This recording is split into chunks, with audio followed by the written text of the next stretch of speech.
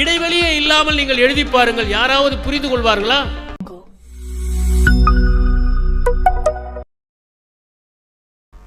நம்முடைய மௌனம் ஒழுகுகிற பானையாக இருப்பதா, நிரம்பி வழிகிற பானையாக இருப்பதா? சிலருடைய மௌனம் அறியாமையால் வருகிற மௌனம், அது ஒழுகுகிற பானை. நிரம்பி வழிகிற பானை என்பது எல்லாம் அறிந்து கொண்டதால் மௌனமாக இருப்பது. அந்த நிறைவு பெற்ற பானையாக இருக்கிறவருடைய மௌனம் ஆற்றல் பெற்றதாக இருக்கும் என்பதற்கு ஒரு சம்பவத்தை குறிப்பிட விரும்புகிறேன். மிலரேப்பா என்கிற ஒருவர் இருந்தார். இந்த மிலரேப்பா யார் என்றால் தாந்திரீகத்தை சார்ந்த ஒரு ஞானி. திலோப்பா என்ற ஒருவர் இருந்தார். திலோப்பாவுக்கு ஒரு சீடர் இருந்தார். அந்த சீடரின் பேர் மராப்பா. மராப்பாவின் சீடர் நராப்பா. நராப்பாவின் சீடர் மிலரேப்பா. அந்த மிலரேப்பா தன்னுடைய ஆசிரமத்திலே அமர்ந்திருக்கிறார், மௌனமாக அமர்ந்திருக்கிறார். ஒரு வேட்டைக்காரன் தன்னுடைய வேட்டை நாயோடு ஒரு மானை துரத்தி கொண்டு ஓடுகிறான். அந்த மான் நேராக ஓடிப்போய் அந்த மிலரேப்பாவனுடைய ஆசிரமத்திற்குள் நுழைகிறது. அங்கே அவர் அமைதியாக இருப்பதை பார்த்தது அமைதியாக அமர்ந்து விடுகிறார். சிறிது நேரத்தில் அந்த வேட்டை நாய் மானை துரத்தி வந்தது, உள்ளே நுழைகிறது, ஆக்ரோஷமாக உள்ளே நுழைந்தது. ஆனால் மிலரேப்பாவனுடைய அமைதியை பார்த்து அதுவும் அமைதியாக அமர்ந்து விடுகிறது. சிறிது நேரத்தில் அந்த வேட்டைக்காரன் வந்தான். அவன் மிலரேப்பாவை பார்த்தான், அவனும் அமைதியாக அமர்ந்து விட்டான். இதுதான் நிரம்பி வடிகிற மௌனம் செய்யக்கூடிய செயல். நீங்கள் மௌனத்தால் நிரம்பி வடிந்தீர்கள் என்றால் உங்களை சுற்றி மௌனத்தின் அதிர்வலைகளை ஏற்படுத்தி விடுவீர்கள். அதற்கு பிறகு அந்த ஒட்டுமொத்த சூழலும் தெய்வீகமயமானதாக ஆகிவிடும். மௌனம் என்பது தன்னை காலி செய்து கொள்வது. ஒரு மூங்கில் தன்னை காலி செய்து கொண்டால் தான் புல்லாங்குழலாக ஆக முடியும். அடைத்து கொண்டிருந்தால் சாரமாகத்தானே ஆக முடியும். எனவே நம்மை காலி செய்கிற போது ஏற்படுகிற மரணம் அருமையானது. அதனால்தான் ஜிஸ்கே கிராமர் என்பவர் ஒன்றை சொன்னார், மௌனம் என்பது ஒன்றுமல்லாதது அல்ல, அனைத்தையும் உள்ளடக்கியதாக இருக்கிறது. அதனால் எல்லாவற்றிலுமே மௌனம் இருக்கிறது. சொற்களில் மௌனம் இருக்கிறது. இரண்டு சொற்களுக்கு இடையே மௌனம் இருக்கிறது. எப்படி நாம் பேசுகிற போது இரண்டு சொற்களுக்கு இடையே இடைவெளி இருந்தால்தான் நீங்கள் புரிந்து கொள்ள முடியும். எழுதுகிற போது இரண்டு சொற்களுக்கு இடையே இடைவெளி இருந்தால்தான் மற்றவர்கள் வாசிக்க முடியும். இடைவெளியே இல்லாமல் நீங்கள் எழுதி பாருங்கள், யாராவது புரிந்து கொள்வார்களா? ஒருவர் கூட புரிந்து கொள்ள முடியாது. எனவே இடைவெளி இருப்பதைப் போல மௌனம் இருக்கிறது என்றார். அவர் சத்தீஸ்கரில் உள்ள ராமநாமி என்கிற ஒரு குழுவை பற்றி சொன்னார். அவர் பழங்குடி மக்கள். அவர்களை கோயிலுக்குள் அனுமதிக்கவில்லை. பரசுராம் என்று அவர்களில் ஒருவர் இருந்தார். அவர் நெற்றியிலே கடவுளின் பெயரை பச்சை குத்தி கொண்டார். இவர் பச்சை குத்தி கொள்ளக்கூடாது என்றவர்கள் நீதிமன்றம் சென்றார்கள். 1910 நீதிமன்றம் சென்றார்கள். ஆனால் அந்த பரசுராம் பக்கம்தான் வெற்றி பெற்றது. அந்த ஊர் மக்கள் எல்லோருமே நெத்தியிலே கடவுளின் பெயரை பச்சை குத்தி கொள்வார்கள், ராமரின் பெயரை பச்சை கொள்வார்கள். அவர்கள் யாருமே புலால் உண்ண மாட்டார்கள், மது அருந்த மாட்டார்கள், அமைதியாக இருப்பார்கள். எல்லா நேரங்களிலும் அவர்கள் கடவுளின் பெயரை சொல்லுவார்கள்.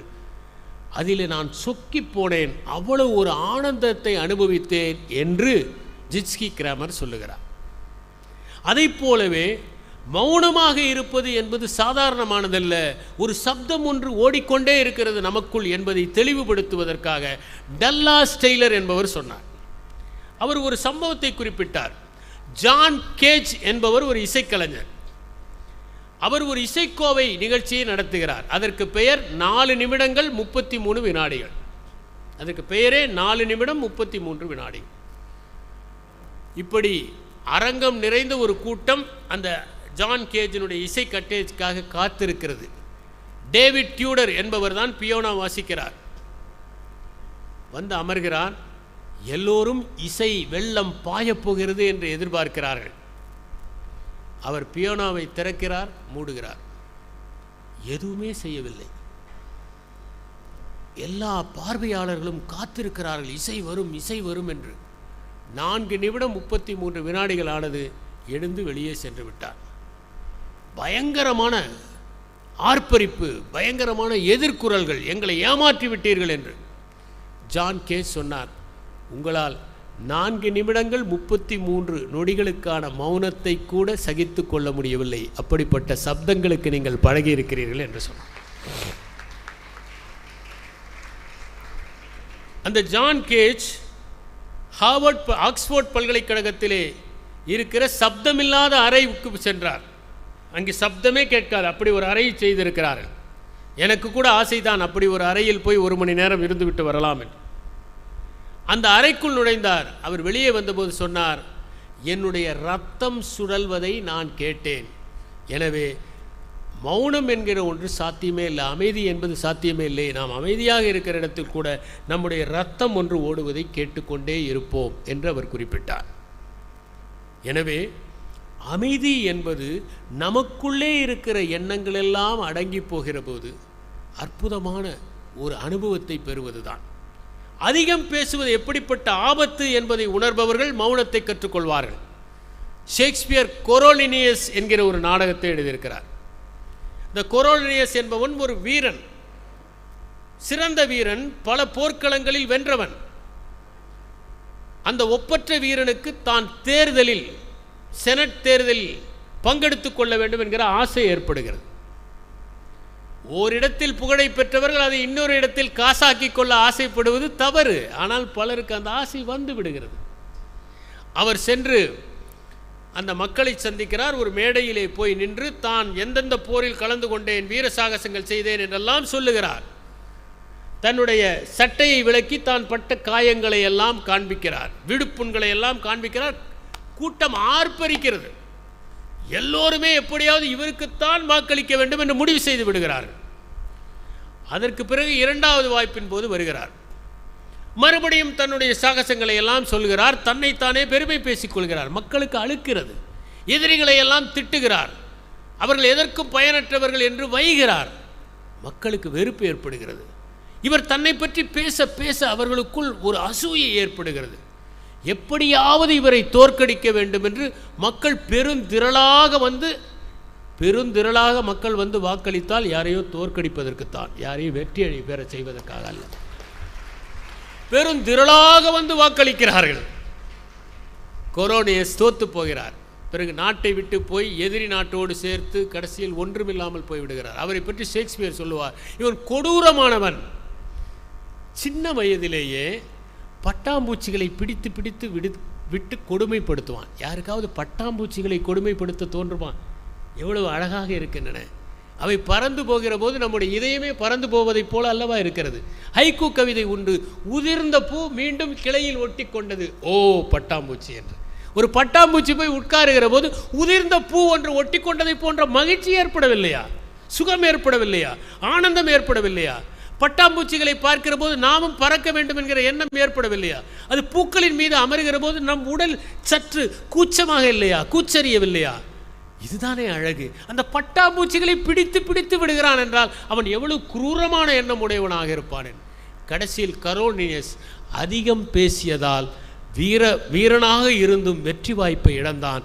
குறைவாக பேசுவது எப்போதுமே நல்லது.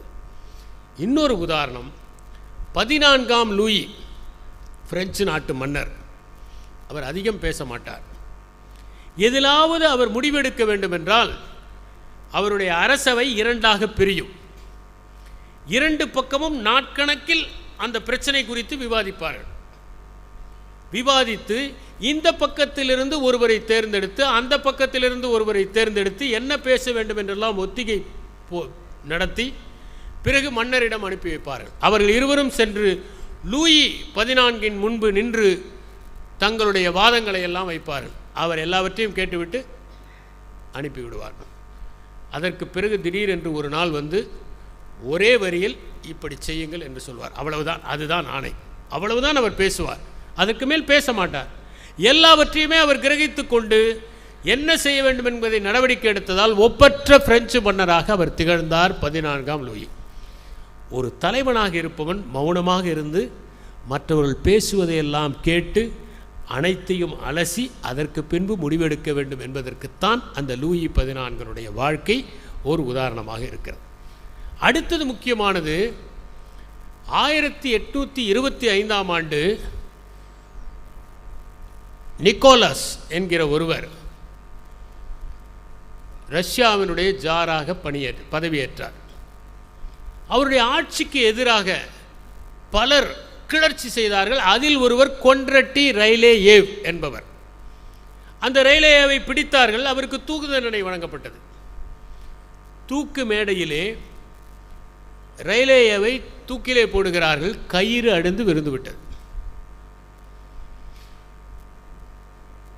அதுபோன்ற நிகழ்வுகளில் பல நாடுகளில் இருக்கிற நம்பிக்கை, தெய்வ சங்கல்பம், இவர் சாகக்கூடாது என்று மன்னிப்பு கொடுத்து விடுவார்கள். இதுதான் பல மேற்கத்திய நாடுகளில் இருந்த நெறிமுறை. கீழே விழுந்தவுடன் இவருக்கு மன்னிப்பு கிடைத்துவிடும். ஆனால் கீழே விழுந்தவுடன் இவர் சும்மா இருக்கவில்லை. ரைலேயேவ் ஒரு தூக்கு கயிறை கூட சரியாக செய்ய முடியவில்லை ரஷ்யாவில் என்று சொல்லிவிட்டார். இவருக்கு விடுதலை பெற்று தர வேண்டும் என்பதற்காக இந்த சம்பவத்தை எடுத்துக்கொண்டு ஒரு மெசஞ்சர் போகிறார் மன்னரிடம். அந்த விடுதலைக்கான கடிதத்தை கொண்டு போய் கொடுக்கிறார்.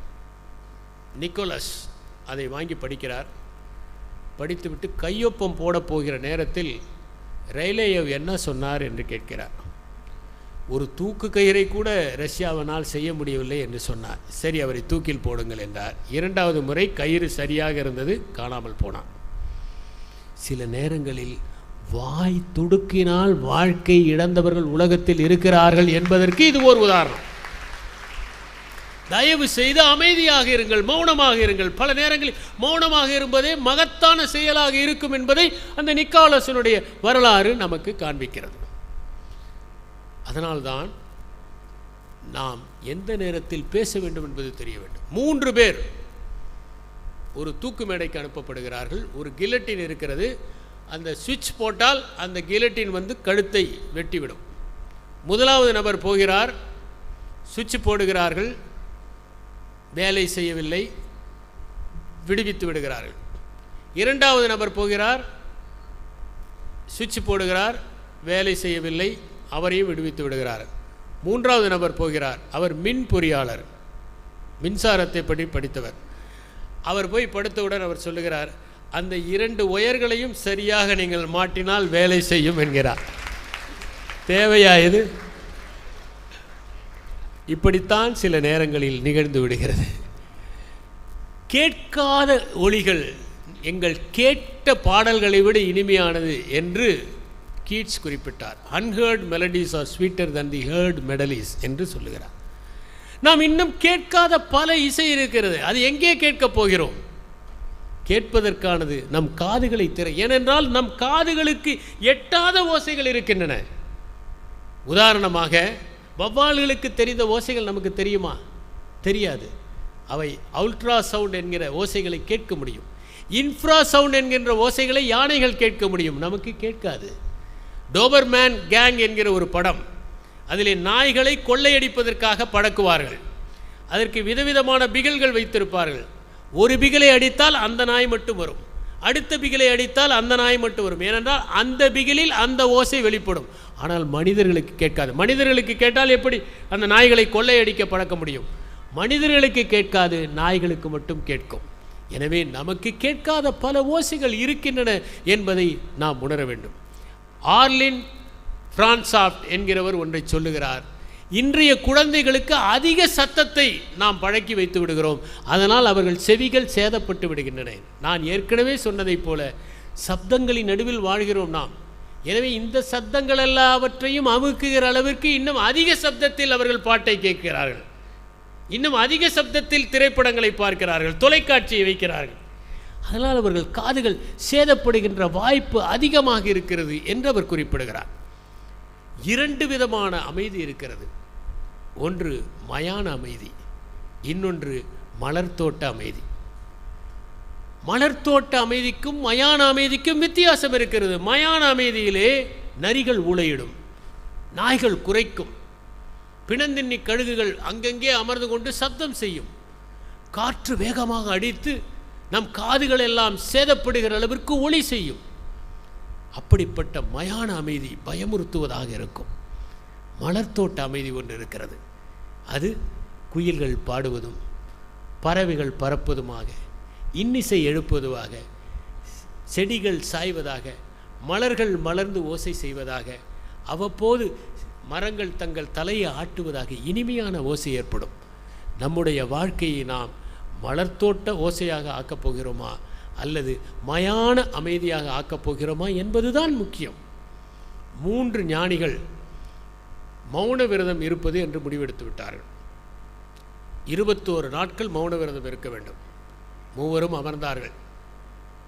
4வது நாள் அவர்கள் சாப்பிடுகிற போது ஒருவர் சொன்னார், சாம்பார் சரியில்லை என்றார். உடனே 2வது துறவி, நீ பேசிவிட்டாய் என்றார். 3வது துறவி, நான் மட்டும்தான் பேசவில்லை என்றார். நன்றி, வணக்கம்.